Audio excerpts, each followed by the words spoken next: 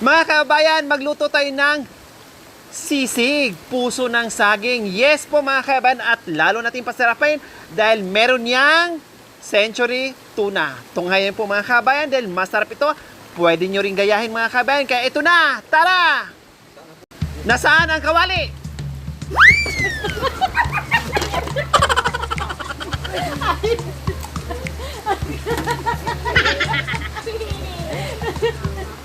Panandok!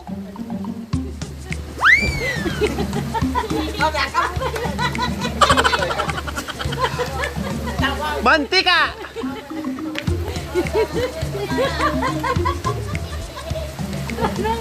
Ihagis sa mga puso!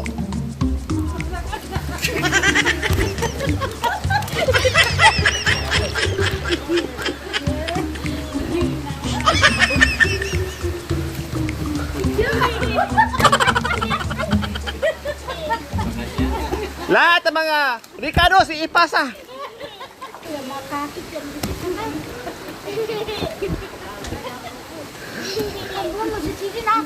Oh.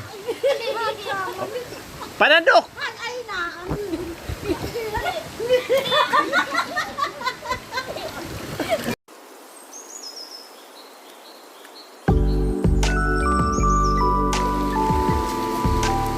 So yan po mga kabayan, yan po ang paggawa ng sisig na puso ng saging. Hindi lang simpleng saging po mga kabayan, lalo ng pinasarap dahil lagyan po natin ito ng century tuna. Pwede niyo pong gayahin mga kabayan dahil nasubukan ko ito, Diyos ko po mga kabayan, 101% healthy at yummy pa. So delicious! Kumuha ng puso ng saging po mga kabayan. Balatan. Yung mga parting matitigas po mga kabayan ay alisin. At hiwa-hiwain yung dulo. Magsimula po sa dulo mga kabayan. And then, gayat-gayatin ng maliliit. Ganyan po mga kabayan.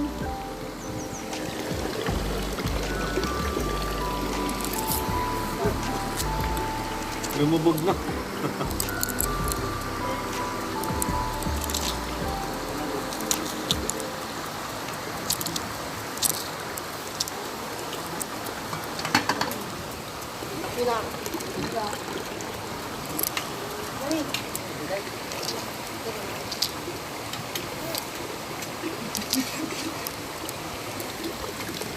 Hawak mo ng tara.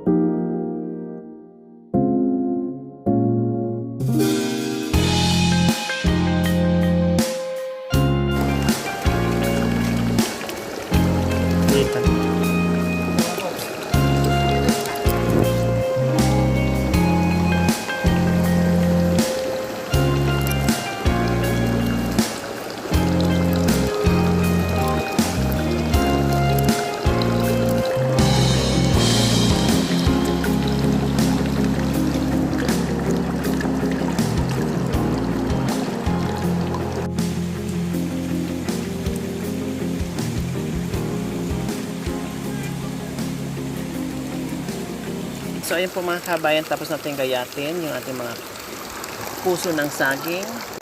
So ayan, lamasin po natin mga kabayan para yung dagta niya ay maalis. And then pakuluan natin siya para matanggal yung mapait-pait. Siyempre, bago natin igisa with century tuna. Wow.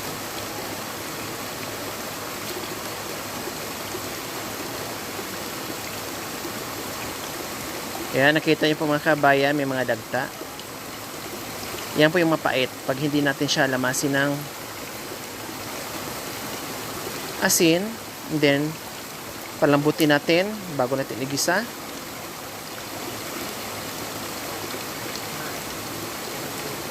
Isang medium size or large size ng puso ng saging po mga kabayan, marami ka nang magawa. Marami na siya mga kabayan. Kasi syempre, ay may century pa. O, ganyan po mga kabayan. O, see? Ay!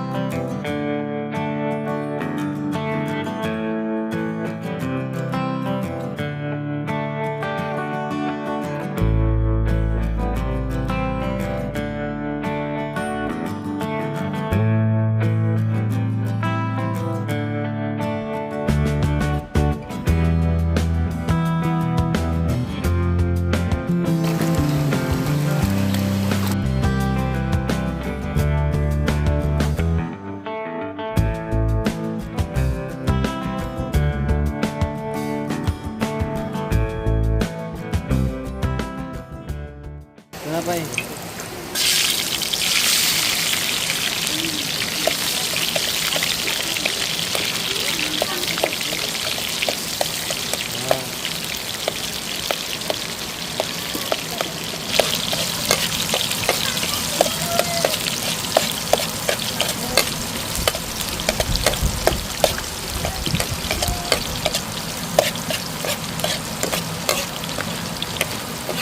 Ikaw yung yelo natin. Tapos ko na lang ito. Then, yung ating bawang, syempre. Para lalo siyang sasarap.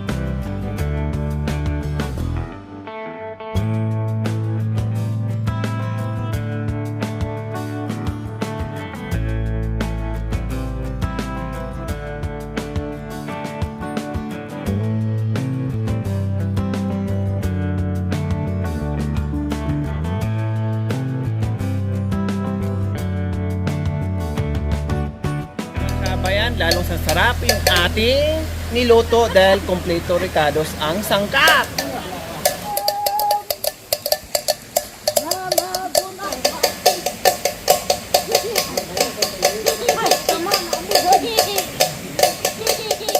Mga nagkaibigan, nasa galing kami sa tubig. Nagmamasaya sa mga kapatid. Binaligtad lang parang ano. Nasa basil kami. Paano ang puso ko kung wala ka? Nasaan ka na? Tanagdan, ha? Paano? Paano ang puso ko kung wala ka? Patatawarin ba kaya muli? Nasaan ka na? Kung mag-ingat ka sana, hindi ko magagawa. Paano ang puso ko kung wala ka? Patatawarin ba kaya muli? Nasaan ka na? Kung mag-ingat ka sana, paano ang dasal mo? Paano ang bigan? Kami nagmamasaya dyan, nagluluto ng mga puso, binibigyan ng 2 taon ng galing sa bayan. Naggagawa ng mga bangka.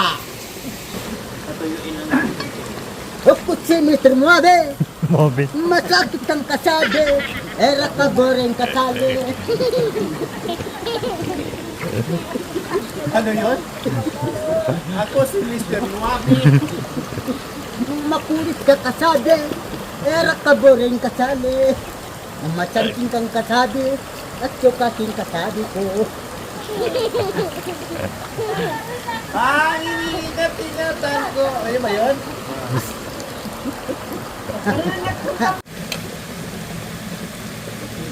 May karakter natin tayo. Patayin ng konti. Wala tayong ulam. Ayan, patikim natin sa kanila mga kabayan. Oh, sisig. Ayan na po. Oh, sarap niyan. Tikman nyo ha.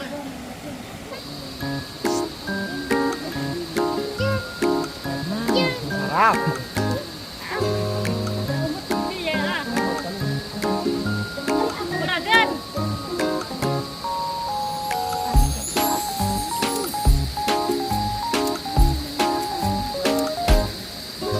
Sarap ah.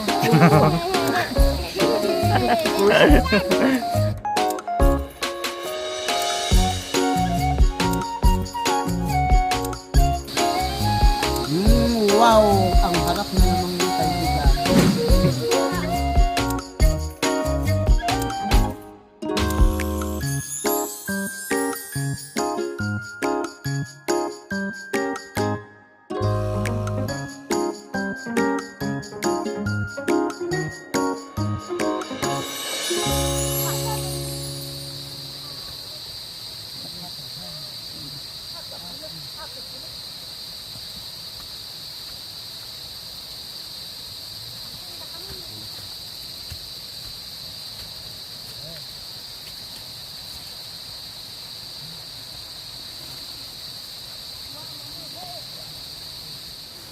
So ayan po mga kabayan, ginabi naman po ang buong team.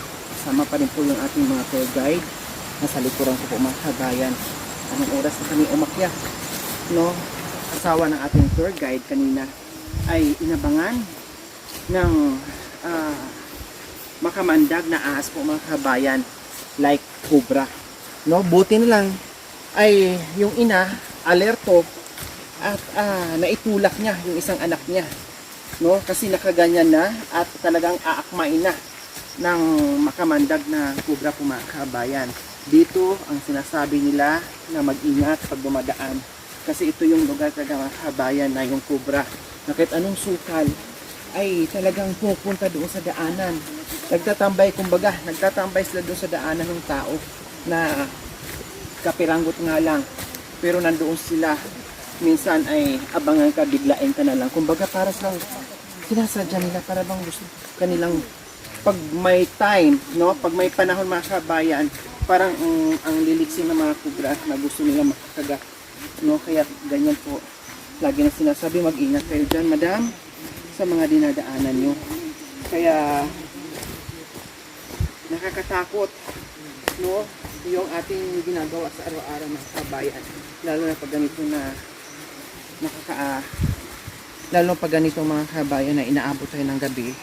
Kaya yung ating pag-iingat ay doble mga kabayan. Ganyan din yung ating mga tour guide ay nagdadala ng mga aso para kahit paano ay merong nauna sa atin tulad niyan, no, pag nakaramdam sila na merong something ay inaamoy nila, no, hinahalubhog nila bawat gilid yung dinadaanan namin mga kabayan, nakabantay talaga sila, alertos lang mga kabayan. At hindi lang kubra nakakatakot dito mga kabayan, maraming di umano dito daw na hindi nakikita, sabi nila, no. Pero Diyos ko, sa tanda ko nito mga kabayan, hindi pa ako nakakita na mga ibang nilalang. Pero sabi nila dito, madam, baka makakita kayo ng mga ganito, ganyan. Sabi ko, parang hindi ako naniniwala. No? Kasi simula nung bata ako, hanggat tumanda ako mga kabayan, hindi pa talaga ako nakaranas o naka-experience. Kaya yung sinasabi nila na maraming nakikita dito, naku, gustong-gusto ko yung mga kabayan para ma-experience. Sabi mo gusto. Nagulat ang Gusto niya raw. Para naman meron din akong ikwento na totoo talaga. Yan ang gusto ko mga kabay, maka-experience, na makakita ng mga ibang nilalang na sinasabi nila. Kaya talagang pag dumadaan ako dito, yung mata ko nagmamasid para makikita ako mga kabay. Diyos ko, ay puro lang kasi sabi-sabi. Kaya hanggat hindi ako makakita mga kabayan, ako mismo talaga nakakita ng mga di umanong hindi nakikita dito sa gubat. No? Saka ako maniwala pag once na experience ko po talaga. Kaya ito, patuloy tayo sa paglalakbay. No? Alas 7 na ng gabi po mga kabayan. Ay nandito pa rin po tayo sa gitna ng gubat. Muna kayo muna. Ayan yung aming mga bantay. Pati mga anak, mga tuta ay ang gagaling na rin. Sumasama palagi sa amin.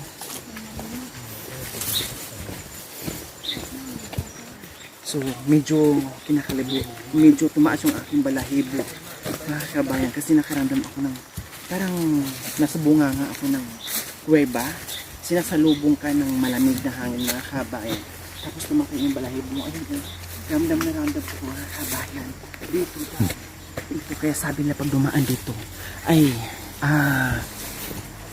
pag dumaan daw dito mga kabayan, tahimik lang kailangan, tahimik lang, kaya sabi ng tour guide na, madam, pag dumaan kayo dyan banda, tahimik lang po ha, at tabi-tabi. Pero ang tabi-tabi naman ako. Madaldal nga lang, pero tabi-tabi.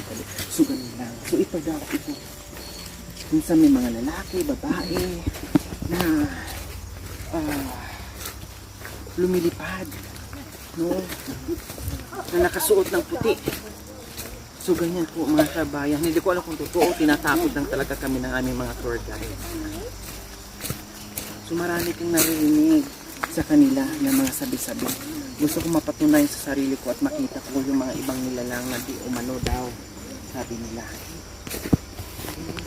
Kasi ahas, napatunayan ko na sa sarili ko. Iba't ibang klaseng ahas, talagang ang dami na namin na experience dito. Takbuhan doon. No, dito, takbuhan doon, ganyan. Marami na kami na experience. Bumili nga lang kami sa tindahan mga kabayan. Muntika na rin yung ating cameraman na isa. Si Jacoy, bumili na ng soft drinks, sinalubong ng ahas. No, kanina, muntika na rin anak ng ating tour guide. No, buti lang alerto yung nanay. Ako po, ang laki pa naman daw. Kaya mamaya, madaanan namin yung may mga sobrahan doon sa taas. Medyo hinarap. May humarang sa atin. May humarang sa atin. So, kailangan natin lumupo sa dinadaanan natin. Kasi pag nagalaw natin yung kanilang gate ay magagalit, magigisi sila.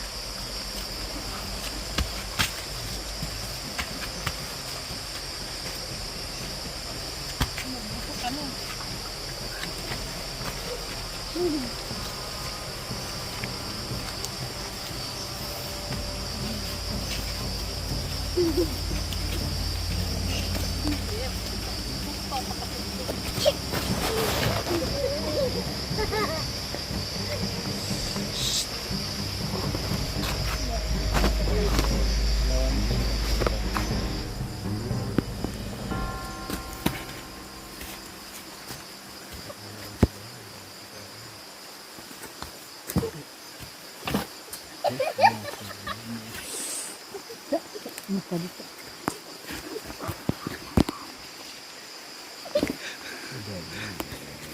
sa wakas, mga kabayan, nalagpasan namin ang mga challenge dito sa kagubatan na kailangan namin ingatan para makabalik pa kami mga kabayan.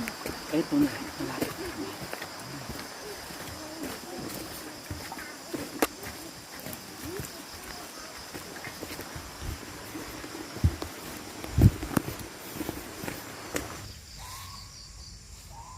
Sige.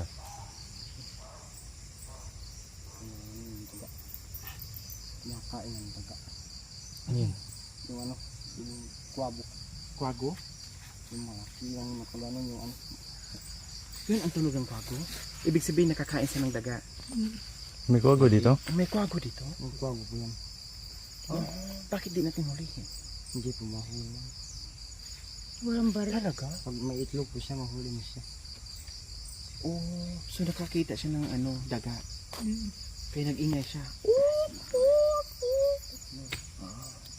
Okay, so nandito na kami mga kabayan. Nadagdagan yung aking tour guide ngayong 3, no, at mga asawa na kasama, mga anak. So salamat sa pag-guide at hindi lang ito yung huli, marami pang tayong mga destinasyon na pwedeng puntahan natin. No, salamat dahil lagi kaming safe sa aming pinupuntahan at inuuwian. Ito sa mga kabayan, sabi ko nga, hindi lahat ng pagkakataon na nagpapakain tayo, nagbibigay tayo on camera, behind the camera, ginagawa din po natin mga kabayan. Okay, so bago tayo mag-uwian, pinadala ko na yung mga pagkain. Kunin na pala. Kunin Niluto namin, nandito pala. Okay, so distribute na natin, baka makalimutan na muntika na. May mga pangalan yan ko. May mga pangalan yan, nakasiperate-separate yan. O yan, kahit ito kay ano, iruldahan na saan? Yan. Pagkuhan hindi naman sabi niya. Ito.